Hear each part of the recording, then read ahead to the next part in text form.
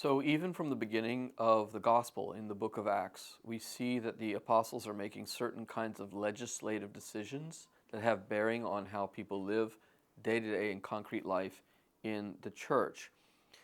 When we look at antiquity in the early councils of the Catholic Church, there are what are called canons regarding how priests should live or conduct themselves, or how the sacraments are to be celebrated or not celebrated.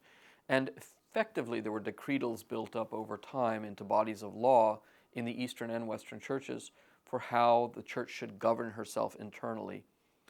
In the Middle Ages, these were then, you might say, formulated, especially by great masters of canon law. There were people like Raymond of Pinafort, Dominican in 13th century, superior of the order, who's the patron of canon law.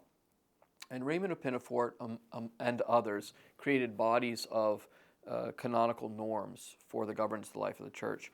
Later, this got into the formulations of the modern church in 1917, and then again in 1983, with the creation of codes of canon law that can be of use everywhere and in all situations. Okay, what's in this stuff we call canon law? Well, some of it's just really basic stuff like, how do you celebrate the sacraments appropriately? How do you observe the liturgical norms of the church truthfully? Some of it's about the rights of subjects, the rights of superiors and the rights of those who obey superiors in religious orders or in dioceses, the diocesan priest, the bishops vis-a-vis the popes.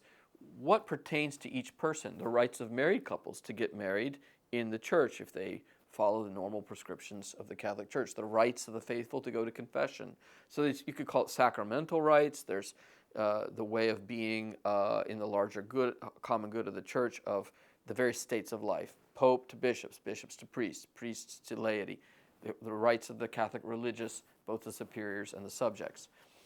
More deeply, canon law is about maintaining just relations of fairness, of goodness, of friendship, and of holiness in the people of God, to maintain right human relationships of communion in justice and in charity between persons.